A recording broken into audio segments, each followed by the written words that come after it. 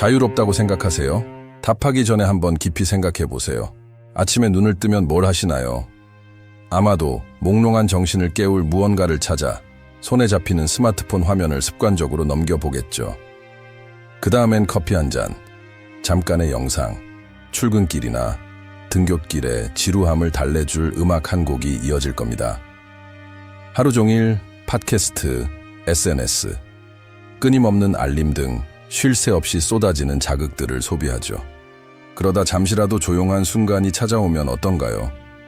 불안감, 공허함이 밀려오고 그 불편한 감정을 채우기 위해 또 다른 자극, 또 다른 쾌락을 찾게 되지 않나요? 문제는 쾌락 그 자체가 아닙니다. 쾌락은 인간의 본능적인 도구이자 생존을 위한 진화의 메커니즘이죠.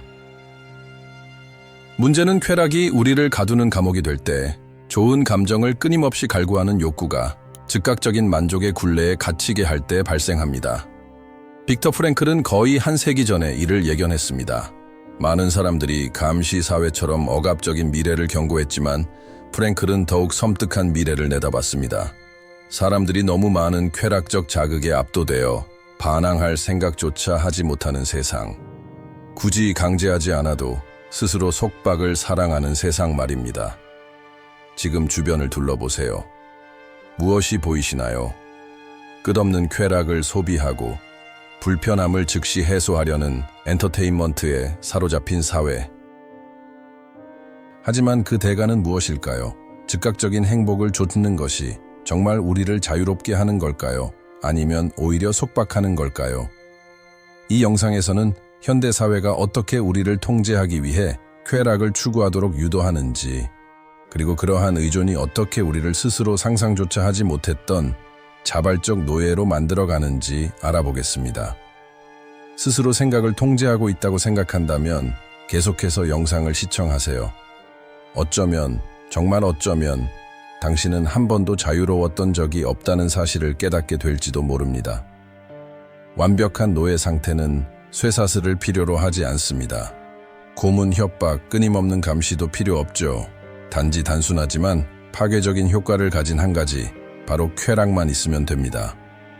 쾌락이 삶의 중심이 될 때 노예 상태는 자유라는 가면을 쓰고 우리를 속입니다. 프랭클이 실존적 공허에 대해 쓴 저서에서 예견했던 바로 그것입니다. 사람들이 끊임없이 즐거움에 빠져 아무것도 의심하지 않는 세상, 의미를 찾는 대신 값싼 자극을 소비하는 세상, 쾌락이 선택이 아닌 강요가 되는 세상을 상상해 보세요. 프랭클의 디스토피아에서는 사람들이 태어날 때부터 불편함을 피하도록 길들여집니다. 부정적인 감정, 불안, 실존적 의문이 생길 때마다 즉각적인 해결책이 제시됩니다. 모두를 무감각하고 순종적으로 만드는 완벽한 마약, 바로 자극이죠. 하지만 이 세상이 정말 허구일까요? 자신의 일상을 떠올려 보세요. 지루함, 슬픔, 좌절감을 느낄 때 당신의 첫 번째 반응은 무엇인가요? 그 감정을 이해하려고 노력하나요? 아니면 즉시 다른 것에 정신을 팔려고 하나요? SNS, 드라마, 음식, 술, 쇼핑, 섹스, 포르노, 게임, 목록은 끝이 없습니다. 우리는 즉각적인 만족의 시대에 살고 있으며 모든 불편함은 화면 터치 한 번으로 몇 초 만에 억눌릴 수 있습니다. 공허함을 마주할 필요 없이 또 다른 쾌락으로 채우기만 하면 되죠. 그리고 가장 위험한 부분은 이것이 마치 우리의 선택인 것처럼 보인다는 것입니다. 아무도 당신에게 하루 종일 엔터테인먼트를 소비하라고 강요하지 않습니다. 아무도 당신에게 몇 시간씩 인스타그램이나 틱톡을 하라고 강요하지 않습니다. 아무도 당신에게 총을 겨누고 이것을 사라, 저것을 먹어라, 계속 화면을 넘겨라 라고 말하지 않습니다. 하지만 이것이 선택이라면 왜 멈추기가 이렇게 어려울까요? 답은 조건화에 있습니다. 불편함을 덜기 위해 즉각적인 쾌락을 추구하는 데 익숙해지면 뇌는 이것이 기본 해결책이라고 학습합니다. 시간이 지남에 따라 지루함, 침묵, 자기 성찰에 대처하는 능력을 잃게 됩니다. 마음은 혼자 있는 것을 견디지 못하게 되고 자신도 모르는 사이에 프랭클이 예견했던 바로 그 모습. 강요가 아닌 쾌락에 갇힌 행복한 노예가 되는 것입니다. 왜 이런 일이 일어날까요? 어떻게 조건화가 우리에게 비판적 사고를 회피하도록 가르치고 중독성 있는 순환 고리에 갇히게 만들까요? 다음 파트에서 자세히 알아보겠습니다. 궁금하지 않으세요? 뭔가 생산적인 일에 집중해야 한다는 걸 알면서도 나도 모르게 손이 스마트폰으로 향하고 새로운 알림, 새로운 영상, 새로운 자극을 갈구하게 되는 이유 말입니다. 이건 우연이 아닙니다. 우리는 그렇게 훈련되어 왔습니다. 태어나는 순간부터 우리는 어떤 대가를 치르더라도 불편함을 피하도록 조건화됩니다. 교육 시스템은 비판적 사고를 가르치는 대신 정보를 반복하도록 유도합니다. 노동시장은 성찰하는 대신 생산하도록 프로그램합니다. 엔터테인먼트 문화는 끊임없이 주의를 분산시켜 우리 주변 세상에 의문을 제기하는 것을 잊게 만듭니다. 이 모든 것이 합쳐져 진정한 위협이 표현의 자유를 억압하는 권위주의 정부가 아니라 표현의 자유를 추구하려는 의지를 완전히 잃게 만드는 시스템인 사회를 만들어냅니다. 프랭클은 이 점을 누구보다 잘 이해했습니다. 그의 실존적 공허 분석에서 시민들은 굳이 억압받을 필요가 없었습니다. 그들은 스스로의 노예 상태를 사랑하도록 교육받았습니다.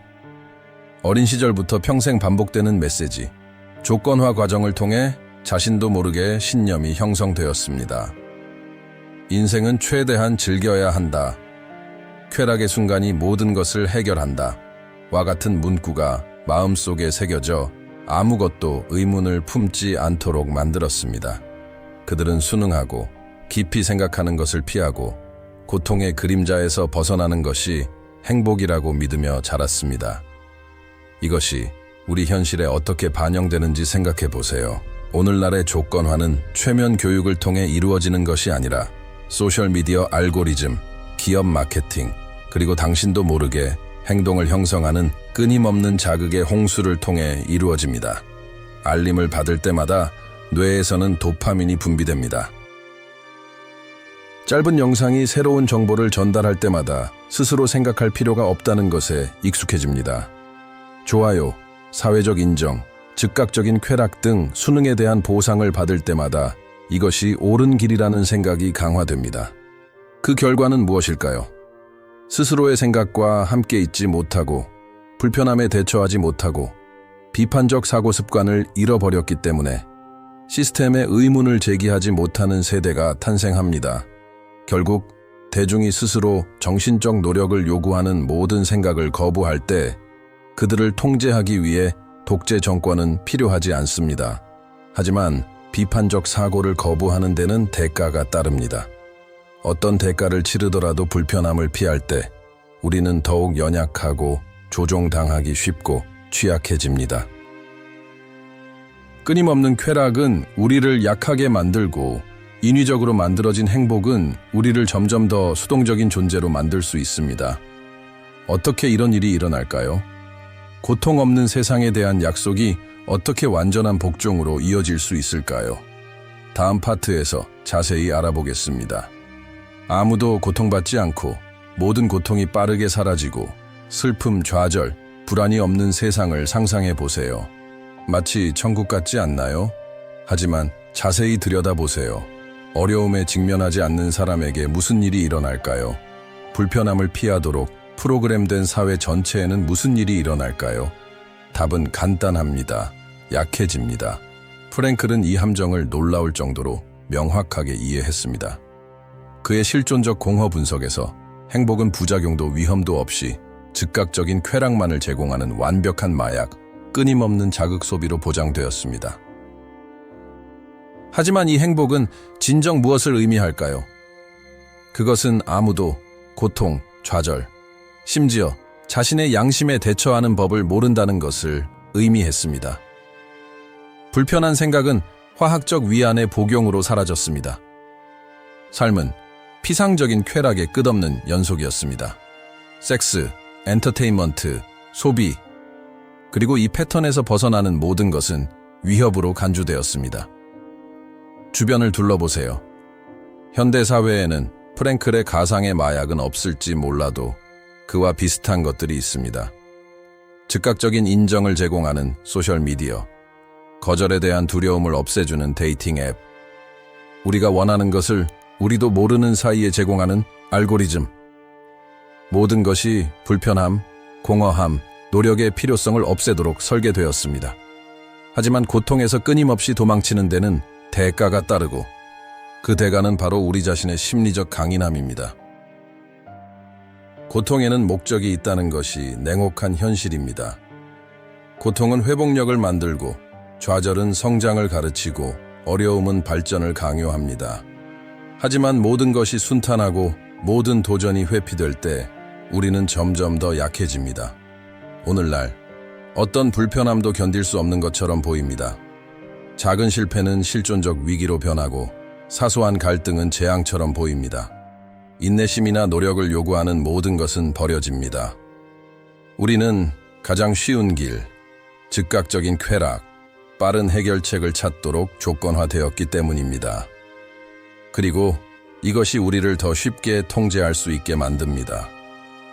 불편함을 받아들이고 배우는 강하고 회복력 있는 개인들의 사회는 결코 순종적이지 않을 것입니다. 자유를 제한하는 시스템 아래서 사는 것을 결코 받아들이지 않을 것입니다. 하지만 끊임없이 자극이 필요하고 모든 형태의 고통에서 도망치는 정서적으로 의존적인 개인들의 사회는 순종적이고 조종하기 쉬울 것입니다. 힘에 의존하지 않고 권력을 원하는 자들에게 완벽한 사회가 될 것입니다. 이것이 바로 함정입니다. 모든 고통을 피할 수 있는 능력, 자유처럼 보이는 것이 실제로는 우리의 감옥이 됩니다. 하지만 탈출구는 있습니다. 이 순환에서 벗어나려면 쾌락과 목적의 차이를 이해해야 합니다. 쾌락은 우리를 노예로 만들 수 있지만 목적은 우리를 자유롭게 할 수 있습니다. 다음 파트에서 자세히 알아보겠습니다. 이 영상이 여러분께 도움이 되었다면 구독 버튼을 눌러 채널에 함께 해주세요. 그리고 영상을 보면서 가장 크게 와닿았던 부분이 무엇인지 댓글로 알려주시면 좋겠어요. 어쩌면 불편한 감정을 피하기 위해 미루는 자신의 모습을 발견했을 때였을까요?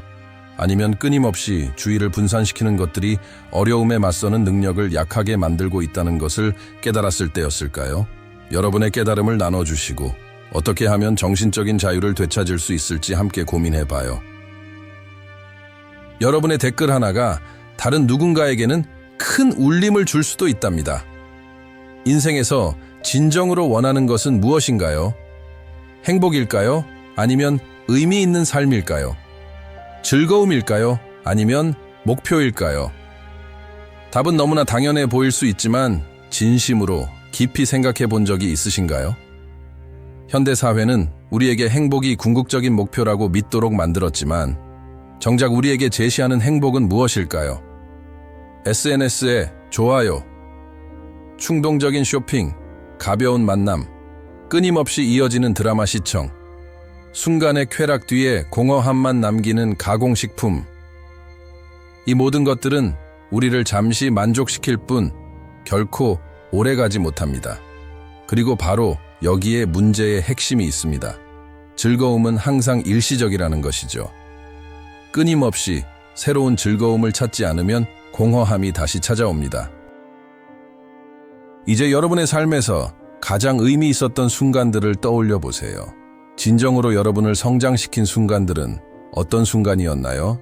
순간적인 쾌락의 순간이었나요?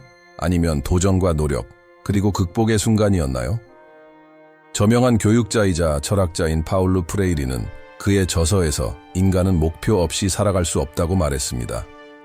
그는 가장 힘든 상황에서도 삶의 의미를 찾은 사람들이야말로 살아남고 정신적 건강을 유지할 수 있었다고 지적했습니다. 여기에는 역설적인 진실이 숨어 있습니다. 끊임없는 쾌락의 추구는 우리를 약하게 만드는 반면 목표를 추구하는 것은 우리를 강하게 만든다는 것입니다. 쾌락은 쉽고 즉각적이며 중독성이 강합니다. 반면 목표는 노력, 훈련, 그리고 회복력을 요구합니다. 하지만 쾌락과 달리 목표는 한번 이루고 나면 사라지는 것이 아닙니다. 그것은 우리 안에 무언가를 만들고 계속 나아갈 이유를 줍니다. 그러나 현대 사회는 여러분이 목표를 추구하는 것을 원하지 않습니다. 목표를 세우는 데는 시간이 걸립니다. 자기 성찰과 노력, 그리고 무엇보다 고통에 대한 저항이 필요합니다. 이 모든 것은 즉각적인 소비라는 논리에 반하기 때문입니다. 삶의 목표를 찾은 사람은 끊임없는 주의 분산을 필요로 하지 않습니다. 매 순간을 가벼운 오락거리로 채워야 할 필요성을 느끼지 않습니다. 찰나의 행복이라는 거짓된 약속에 쉽게 흔들리지 않습니다.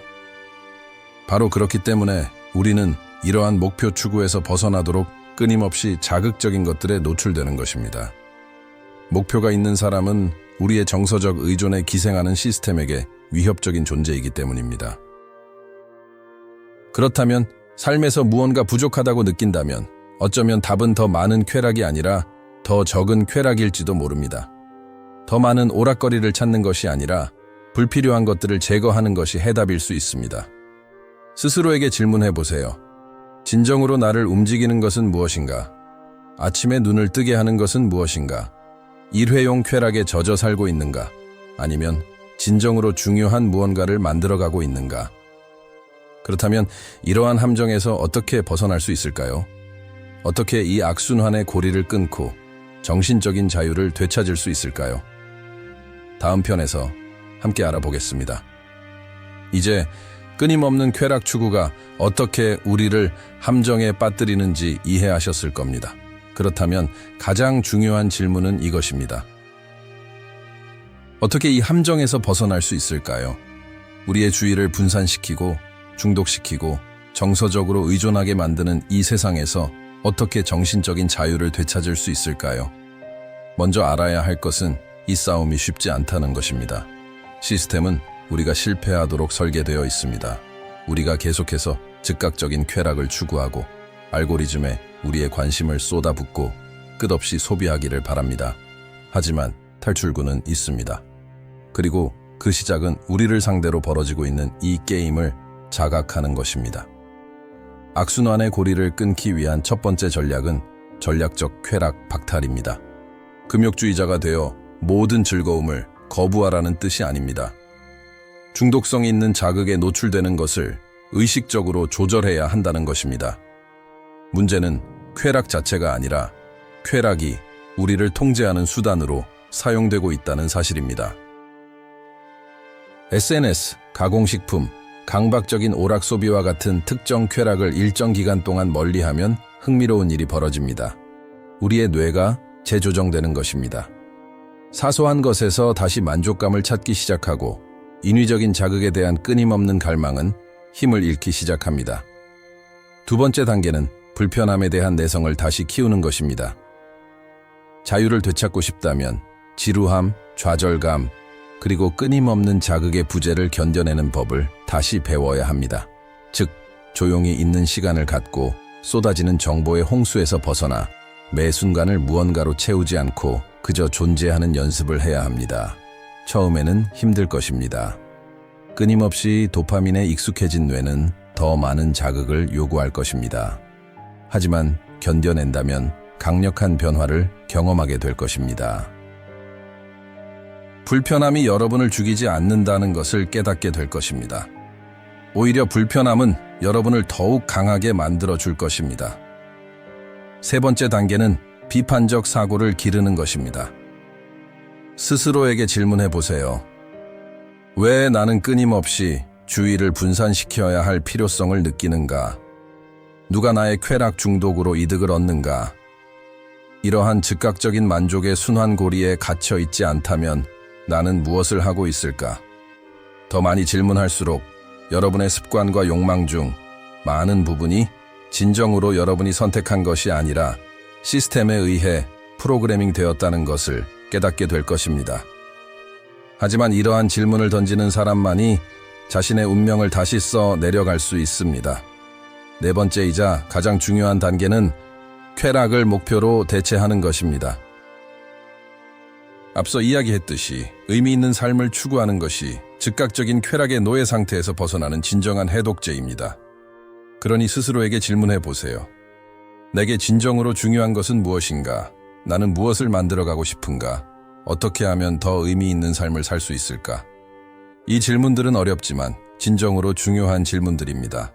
하지만 여기에는 한 가지 문제가 있습니다.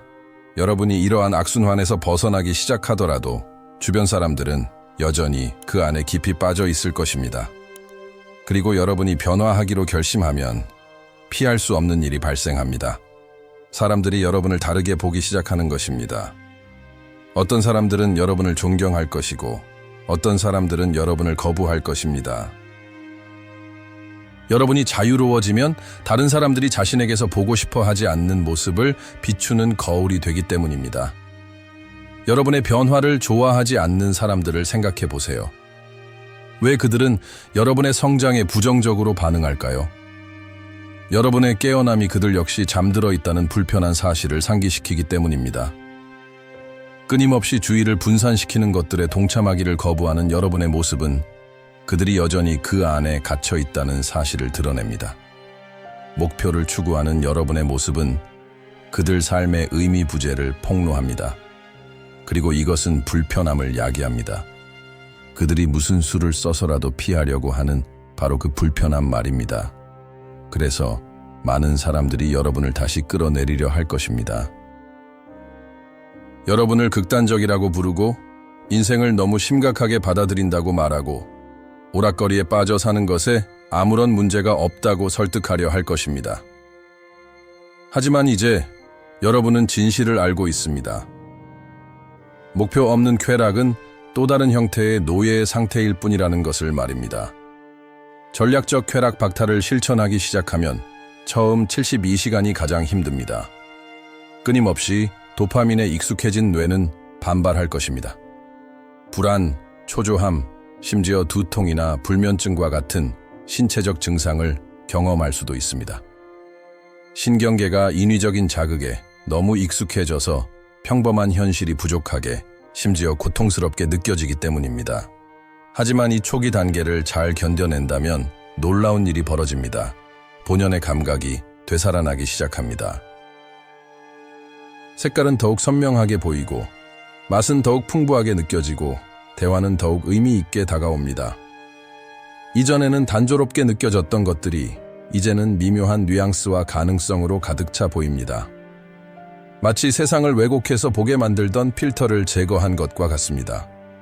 철학자 키르케고르는 불안은 자유의 현기증이라고 말했습니다.